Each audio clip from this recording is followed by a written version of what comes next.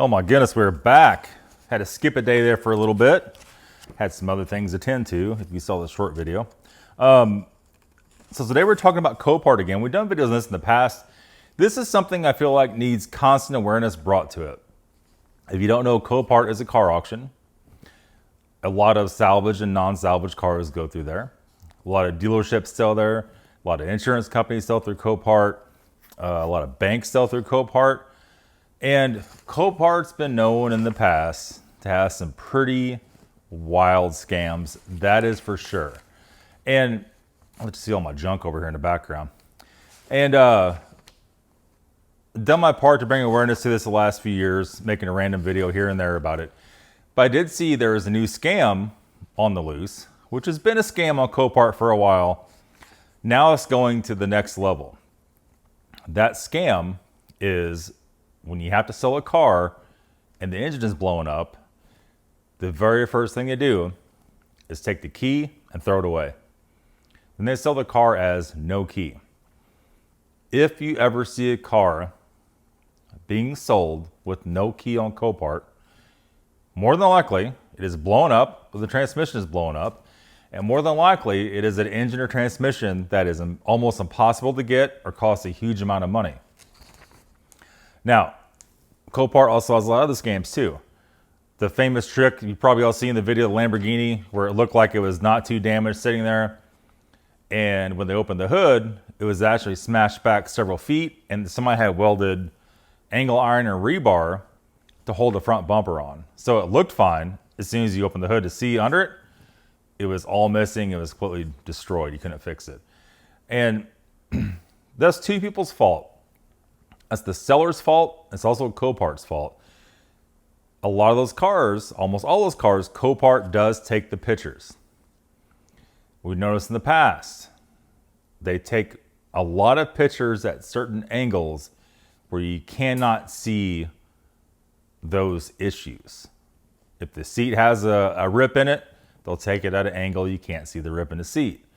They've been famous for that. They try to chalk it up as, oh, we just got kids working for us. They don't know any better. How convenient for business is that? In the very end, everyone's trying to make money, Copart and the seller, and they will do anything to make that money. Anything. Anything. So we have a list of stuff here. What are the most common Copart scams? Undisclosed mechanical issues. Like I said, throwing the key away and sold as is. All you need is a key. All you have to do is go spend a few $100 at the dealership for a key and you're good, right? Yeah, right. Yeah, right. So, as it says here, in the very end, Copart's job is to maximize value for the seller. Often insurance companies and listings may be vague. Copart gets a percentage of the listing once it sells, right? If Copart does not play the game and they start calling everybody, Copart's bottom line goes down. It's not just Copart. This is many auctions do this, right? External scammers using Copart photos. And this is a little bit different here. This is screenshot photos out of Copart.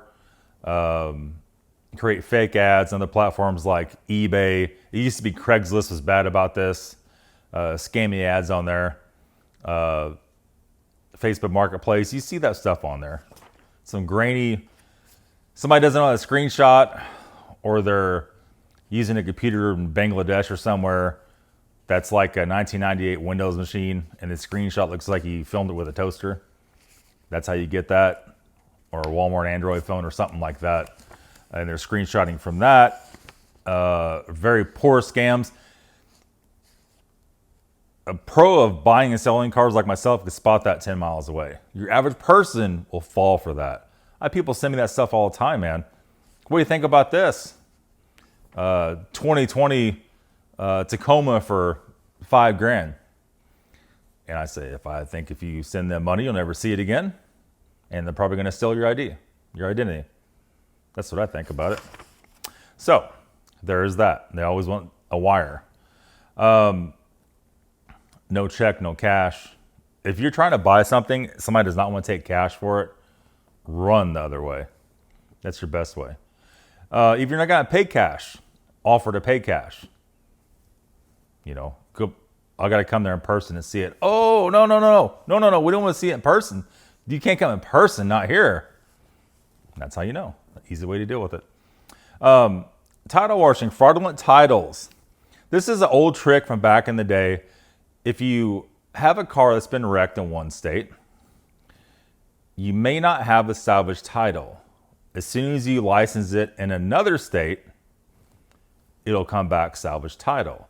It used to be you had to watch buying cars in Illinois and many other states, Illinois mainly, because everything does not get done right in Illinois, and it doesn't always get marked that it's a salvage title. The second Missouri or some other state titles that car, it comes back as salvage. So you really got to watch that. There's many states like that. I think maybe they're trying to fix that, but nobody probably really cares, so you're probably not ever going to get it fixed, right? You have to watch out on anything. Very careful with that. Shield bidding. We've all seen this. You watch Copart auctions. Deceptive practice involves the seller on their associates placing bids, fake bids, to artificially inflate the price, create a false sense of demand. That's like Copart bidding 101, and or Copart selling 101. And or you got your buddy that has an IP address in Africa or something that's bidding up, right? We all seen that. Does Copart crack down on any of that? Absolutely not. You know, if they could bid it out to make more money, that makes the seller money and also makes Copart money. Copart will not stand in the way of that. They will not stand in the way of that. Chandelier bids. In some auction formats, an auctioneer may take bids from non-existent bidders, known as chandelier bids, to keep the price rising. You know, private bidder, I think if you call that, and the price keeps going up.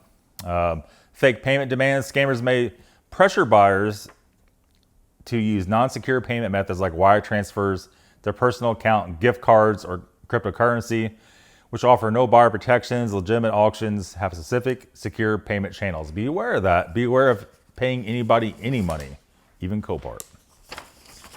Even Copart. It's a scary situation you buy a car off of there because you're going to have to wire somebody money, right? Especially not going there to see it. And before, a lot of people said, oh, why don't you just go to Copart and look at the car you're bidding on? 99.999999% of the time, the car you want is not going to be close enough to you for you to go look at it. And you can't justify flying across the country to look at a car on Copart because you don't know what it's going to do once bidding starts. You might get outbid the first 5 seconds of the auction, and you're willing to give almost full retail price for it, and somebody bids it 4 times that. That's how that works. People who say that's never bidded on Copart and has no idea what they're talking about with that. How to avoid Copart scams. Always perform due diligence. It means never just buy anything and don't look at it. The most critical step is assume all risk on the buyer. Okay. Physically inspect the vehicle, third-party inspector for bidding. Third-party inspectors too. We've done that. They miss a lot. They miss a lot of stuff. Those are usually not car guys. They're not going to know what to look for on a lot of that stuff, or not know what they're looking at if they do see something wrong. Not all of them, but a lot of them are like that. Be wary too good to be true deals. If the car seems too cheap, there's probably a reason why it's too cheap. Unfortunately, on Copart, full retail price, you have to also be aware of those deals because people are greedy. You know, verify the payment. You know, depends on how much of a car you're buying. If you are buying from an individual or an insurance company, because they could be just as bad, use a secure payment. A bank check is not going to get you a refund if they con you out of it. The bank is not going to want to stop a certified check at all. You know, if the car is not a huge valuing car, you might be able to get the owner, if it's personal owner, and PayPal, some kind of Cash App situation or something like that, or cash in person. Or cash in person is the best way. Obviously, if you're bidding on stuff a Copart far away and you have family or friends live in that town, maybe try to get them, throw them a few bucks, say, hey, can you go look at this car for me? If they know what they're looking at, that's a pretty far stretch. Probably not going to happen, but maybe. Educate yourself. Understand specific rules, fees, and cons. They don't say that, but I put that in there. The cons of Copart. Associated with salvage auctions and placing bids, Copart provides a resource on how to avoid scams and online auctions on their website. They better update that sucker every 5 minutes, because if one scam is up and is being caught, what's the scammer immediately going to do? Go find another scam. That one gets caught, go find another scam. Once the scams get found out, the scam is that. But there again, if Copart never stops it, which they don't, the same scam just repeating itself for decades? Probably. Until people catch on enough, I guess. The only thing that actually stop it. Very interesting thing that Copart is still that bad in 2026. Back when I first started bidding on Copart, it was early 2000s. And it was actually pretty good then. It wasn't that bad. It was still scammy, but not near like what it is. Now it's scammy to the point to where I just recommend everybody stay away from it.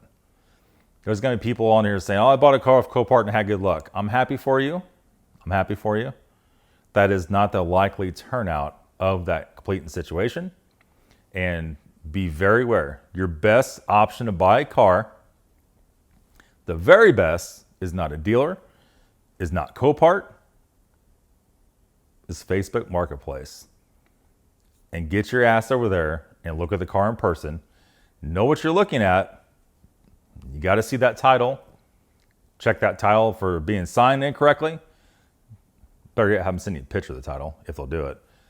Check that title for a lien, a bank lien. If it has a bank lien, before you leave there, before you give them a penny, you have to verify and get that lien release. If they can't get it without paying it off, which they can't, go to their bank. Drive their bank, call their bank, have them call their bank, and make sure you get a lien release. If you buy a car without a lien release that has a lien on the title, it's no bueno. You can't get that car titled. And the bank still owns it. So you just basically threw your money away. If that car is a $50,000 or $100,000 car, you're better off going outside, pulling out 50 grand in cash and lighting it on fire and throwing it to the air. That's basically what you just did. You then cannot sell that car if it has a unpaid lien on it. Be careful also of liens from third-party financiers that went out of business. We've had to deal with that a few times too, to where the third-party finance or the car dealership they bought it from has gone out of business.